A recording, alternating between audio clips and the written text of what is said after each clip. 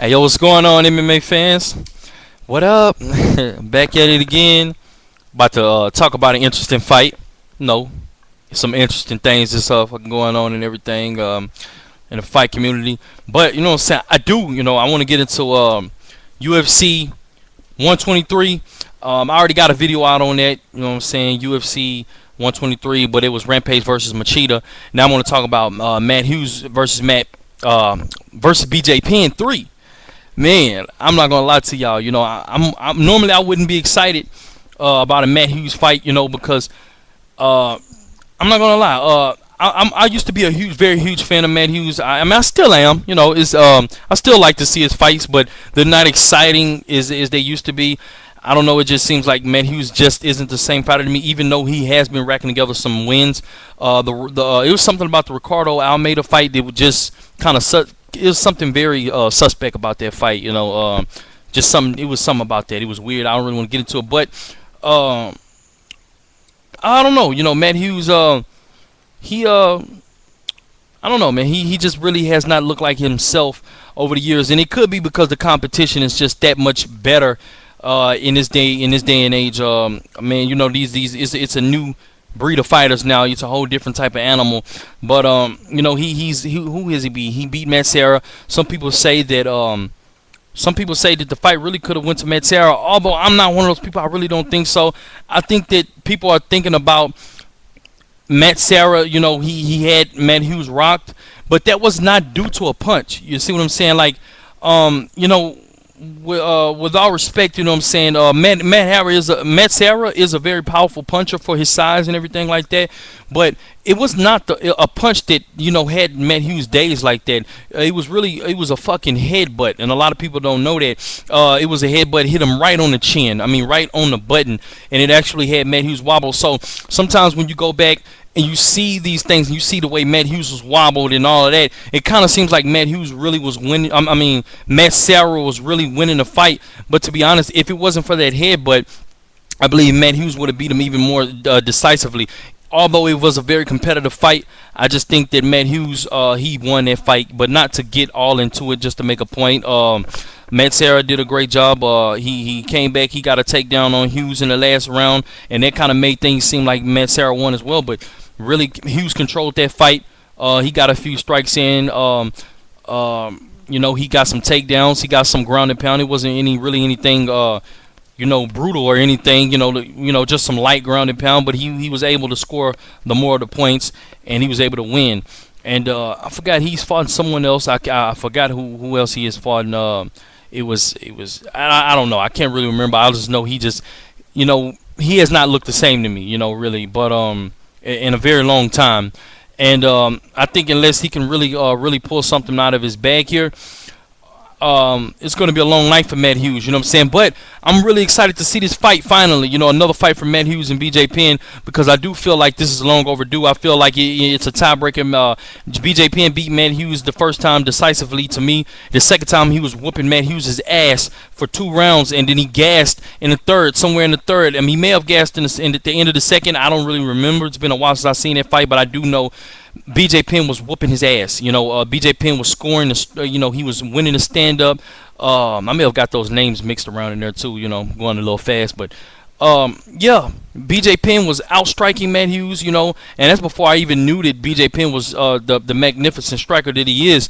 I was very surprised about BJ's stand-up in that fight. But he was really kicking Matt Hughes' ass. Matt Hughes was not able to get him down.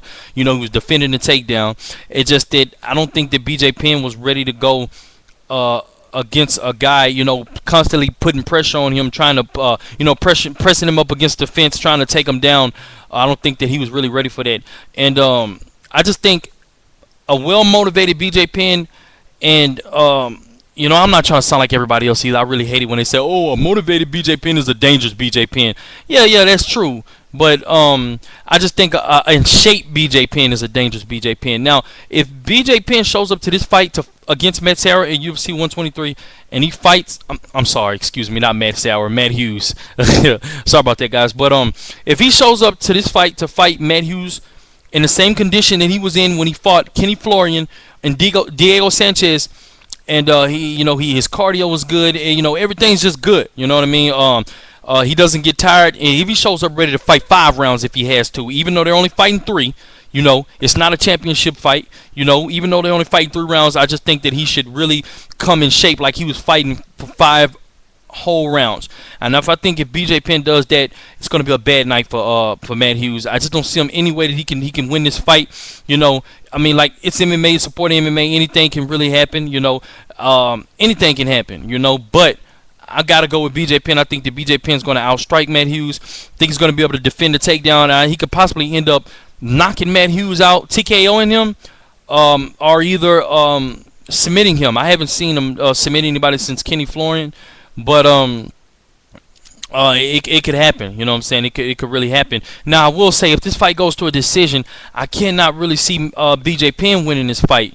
So hopefully it doesn't go to a decision, because I think that Matt Hughes will be able to win a boring decision if he does win. Really, that's the only way that is the only way. Now that I think about it, that probably is the only way that Matt Hughes can win this fight, by pressing, the old Randy Couture thing, pressing BJ Penn up against the cage, and just not really even fighting. How Matt Hughes does, but nevertheless, I do still like Matt Hughes, and I wish him all the best with his career. And I'm not tired of. I think he still has it in him to fight. I don't think he's done yet. I think he still can perform, but I just don't think that he'll ever beat a BJ Penn. I don't think that he beats John Fitch. He doesn't beat Akashek. He doesn't beat Jake Shields. He doesn't beat Martin Kampman. Anybody else he can very well beat. I can see him beating Carlos Condit no matter what. People seem to think. I can see him beating. Even Dan Hardy. I can see him beating Dan Hardy. I can see him beating Mike Swick. I can see him beating a lot of guys, but just not in a very, very, very exciting fashion. You know what I mean? But I got to go with BJ Penn just because he's lost. He's got 2 losses in a row. He's very hungry. He wants to prove that he still can do it. Matt Hughes has got a few wins that he's racked together now. And not saying that means anything, but I just think that BJ Penn is going to be a lot hungrier. And I think this is going to be an exciting fight. And like I say, man, the best of both luck to both these people. Now, I will say this. Now, the problem with BJ Penn is not necessarily in this fight, but I just think the problem with BJ Penn, he kind of just sits there and he waits for the guy to attack him. He could be a counter striker. I'm not sure. You know what I'm saying? But he doesn't. BJ Penn doesn't really have any. He doesn't have any head movement whatsoever. Period. Okay, he doesn't have any footwork. I don't think I've ever seen the last time I've seen BJ Penn bounce up and down with any kind of rhythm and head movement and kind of technique and angles and stuff. All I really see is BJ Penn just moving forward, trying to be the animal, that people, that he's known for, and the great striker. He's a great striker. I will tell you that. And in my opinion, he does have the best technical boxing in MMA. You know what I'm saying? Next to Anderson Silva's. You know what I'm saying? But even though Anderson Silva is a Muay Thai striker as well, but he's also a boxer, you know what I'm saying? But I think that BJ Penn, if he would just add different things to his game, like I think if he just practiced wrestling more, and if he just he needs to learn how to really get his rhythm down and stand on his toes. And BJ Penn is a very flat-footed fighter, just because he's not afraid of anything. He's always ready to fight. He always he has something to prove. He needs to get over his ego, and he needs to learn how to start dodging punches. Not necessarily for this fight, but just, going back to the Frankie Edgar fight, if BJ Penn had foot movement and head work, head movement, and some decent wrestling, BJ Penn could have very well beaten Frankie Edgar, because I do believe he's a better fighter than Frankie Edgar no matter what.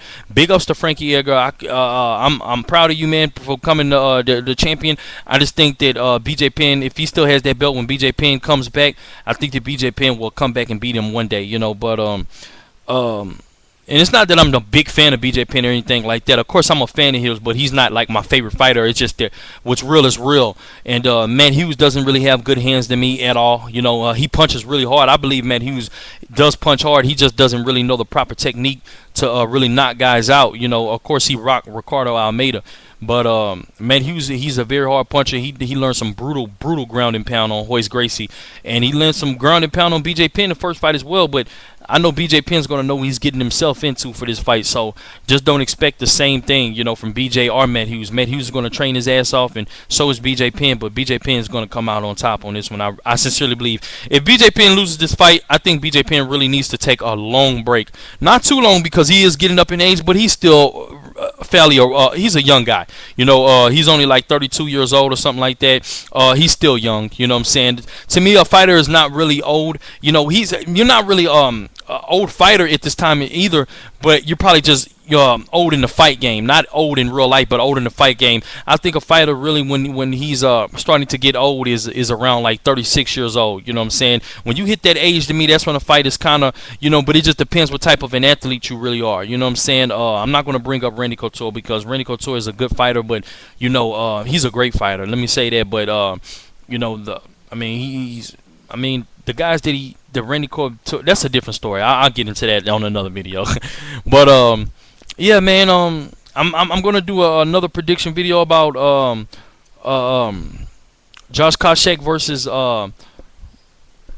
George St. Pierre. Excuse me, man. Josh Koscheck versus George St. Pierre, but I'll do that a little later. I already got a video on Rampage versus Machida, but for those of you who probably don't feel like going to check out the video, I'll still give my prediction on that as well. Yeah, man, you know how I feel about this. Anything can happen in the sport of MMA. Of course it can. Just believe that. You're a fool to think anything else. I don't like to completely count a guy out. But I have counted guys out in the past. But most of the time, I'm pretty much almost always right on these predictions. But I just think that I don't think that Quinton Rampage Jackson is not going to win this fight. Just period. Anything can happen. Yeah, Machida has been knocked out, by Shogun. And I know a lot of people think that Rampage hits a lot harder than Shogun, but I don't believe that. I think Rampage is a very, very hard, but he's a very powerful striker, very powerful. But I just don't think he has the tools to beat Machida. I think Machida is way faster than him. Machida has KO power. He knocked out Thiago Silva, who he's knocked out Rashad Evans.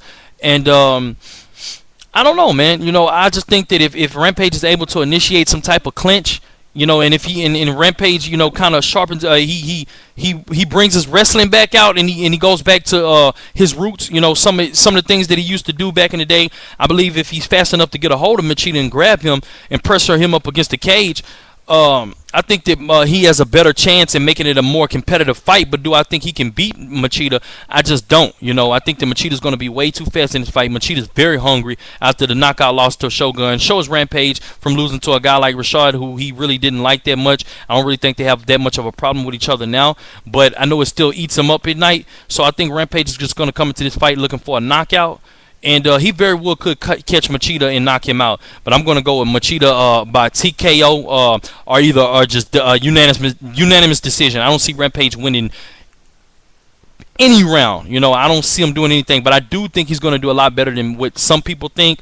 But I just don't have that faith in Rampage like I used to. He's not improving as a fighter. It's a new generation of fighters, and Rampage, to me, he got that old style, just way too much.